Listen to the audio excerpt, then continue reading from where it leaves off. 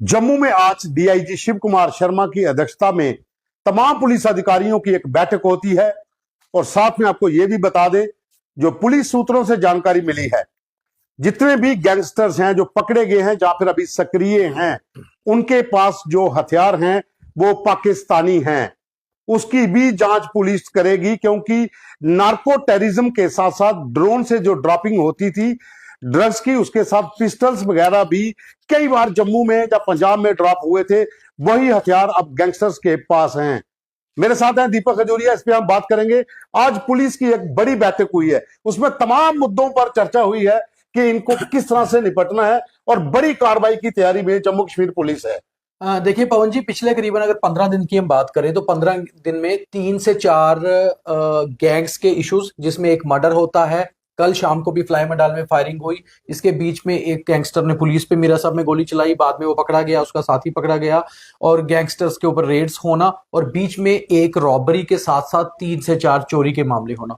Jammu police इसको बहुत seriously ले रही है, और बात भी ऐसी है कि सीरियसली लेने वाली है, क्योंकि ऊपर से लेफ्टिनेंट गवर्नर साहब का भी प्रेशर है, जो होम को देख रहे हैं कि आखिर अचानक से, जो कि हमारी विंटर कैपिटल सिटी है जम्मू, और मेन इकोनॉमिक कैपिटल भी आप बोल लिया जाए तो तब भी ये गलत नहीं होगा जम्मू कश्मीर की, और यहां पर एकदम से क्राइम बढ़ गया। क्यों बढ़ गया, कैसे हो रहा है? और बड़ी चीज ये है कि जितने भी यहाँ लोग सामने आए हैं, जितने भी अक्यूज पकड़े गए हैं, वो भी हम आरोप लगाते थे बाहर से आए हैं, सब लोकल है, कोई बाहर का नहीं है। और बड़ी चीज, इससे भी बड़ी बात, जो पुलिस ने जब ये कुछ गैंगस्टर पकड़े, जो वेपन्स मिले वो पाकिस्तानी मेड हैं, जो अभी तक सोर्सेज बता रहे हैं पुलिस के। और अगर पाकिस्तानी वेपन्स यहाँ के गैंगस्टर्स के पास पहुंच चुके हैं, तो इसका मतलब बीच में कोई ऐसी कड़ी है, टेररिस्ट एंगल इसका सीधे सीधे जुड़ रहा है। क्योंकि अगर आप पाकिस्तान में आपके संबंध हैं, तो आपके ऊपर जो एक्ट लगता है वो टेररिस्ट एक्ट लगता है। तो आप टेररिस्ट के संबंधों में हो, या आपके साथ कोई ऐसे पाकिस्तानी स्मगलर्स जुड़े हैं जो आपको नार्को टेररिज्म की तरफ लेके जा रहे हैं, नार्कोटिक्स भी वहां से आ रहे हैं, वेपन्स भी आ रहे हैं,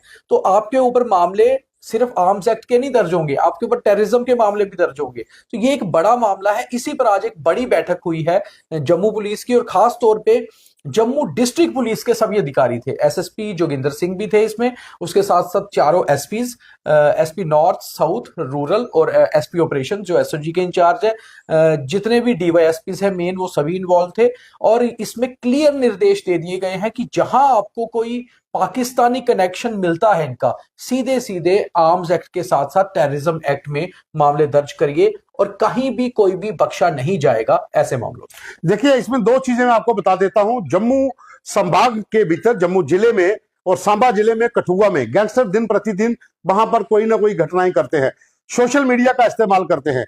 इस बैठक में पुलिस ने साफ तौर पर कहा है कि जो भी लोग अपने पोर्टल्स पे जहां इनको ग्लोरीफाई करते हैं, जो इनकी जो सोशल साइट्स के ऊपर गैंगस्टर अपनी पोस्टें डालते हैं, उनको भी रडार पर रखा गया है। और साथ ही उनके जो परिजन हैं, जो गैंगस्टर हैं, उनके जो परिजन हैं, वो भी इनको ज्यादा हार्बर ना करें, उनके ऊपर भी लीगल एक्शन होगा। और साथ में जो चोरियां हो रही हैं, ड्रग्स के जो मामले हैं, उन सबको अब अपनी तैयारी से पुलिस निपटेगी। पुलिस ने तमाम अधिकारियों को, थानेदारों को, एसपी को निर्देश दिए हैं कि आप इनकी सफाई करिए।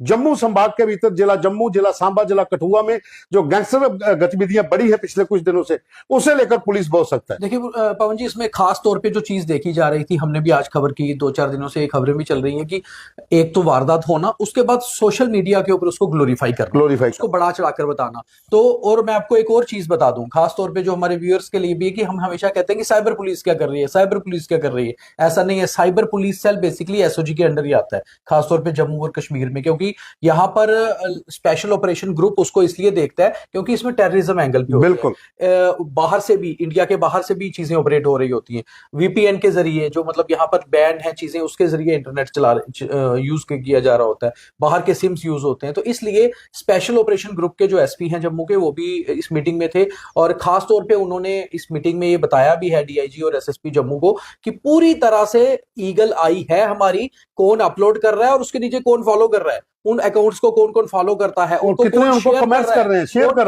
रहे हैं आप। इसलिए ये चीज में कोई भी बच नहीं पाएगा। टोटली सोशल मीडिया पर स्पेशल ऑपरेशन ग्रुप की नजर है, और आप को क्लियर सी मैं आपको ये बता दूं कि ये जो इंसिडेंट हुए हैं पिछले कुछ दिनों में, इसमें सीधे सीधे एसओजी को इन्वॉल्व किया गया है, स्पेशल ऑपरेशन ग्रुप को। और अगर एसओजी कहीं पर इन्वॉल्व है तो साफ सी बात है कि स्पेशल ऑपरेशन ग्रुप टेररिज्म के मामलों में ही इन्वॉल्व ज्यादा होता है, इससे पहले गैंग वार में नहीं इन्वॉल्व हो रहा। तो अगर कर रहे हैं तो उसका मतलब यही है कि देश के बाहर से ऑपरेशन चीजें हो रही है और उसको कैसे निपटना है और टेररिज्म एंगल देना है, और इसलिए इसको बहुत सीरियसली अब सारी चीजों को निपटा जा रहा है। बहुत ही चिंता की बात भी है कि गैंगस्टर के पास पाकिस्तानी वेपन कैसे पहुंचे।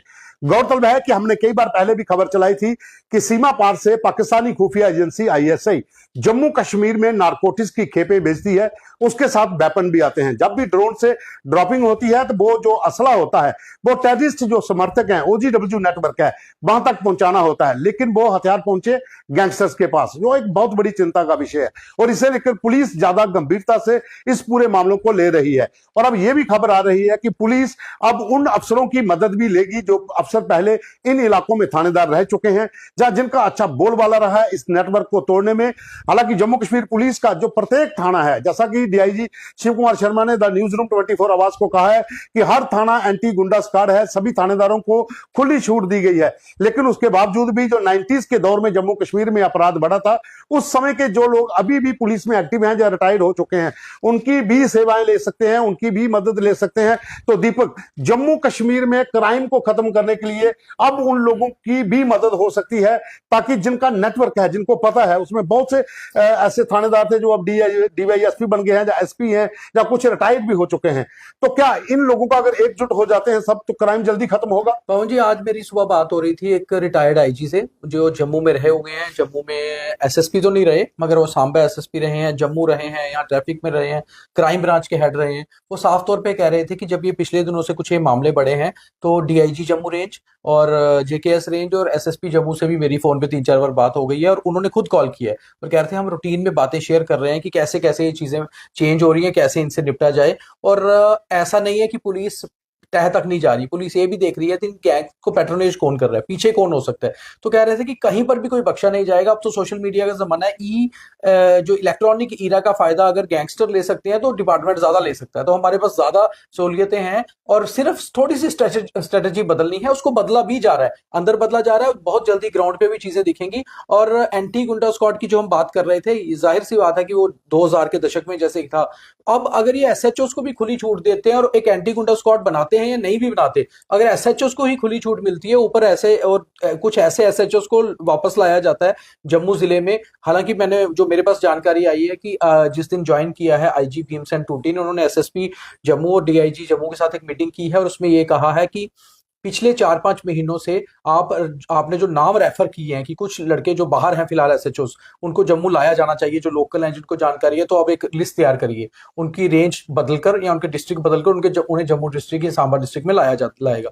और शायद इसमें प्रोसेस में 1 महीना 15 दिन लगे। अब ऐसा भी नहीं है कि एकदम से 10-20 अफसर, हाँ, वो तो है, मगर धीरे धीरे शायद आपको देखने में मिलेगा कि और 1 हफ्ते 10 दिन में आईजी कुछ इंस्पेक्टर्स की रेंज ट्रांसफर करेंगे, उनको रेंज में लाकर, और उनको यहाँ पर मुझे लगता है कि जो जरूरी थाने हैं वहां पर लगाया जाएगा और उनकी सर्विसेज ली जाएंगी। बिल्कुल, जहां थानेदार भी लगाए जाएंगे और जो डीवाईएसपी बन चुके हैं उनकी भी सेवाएं ले सकते हैं। इसमें बहुत से नाम हैं, अगर हम नाम गिनना शुरू करेंगे तो बहुत ज्यादा नाम आ जाते हैं।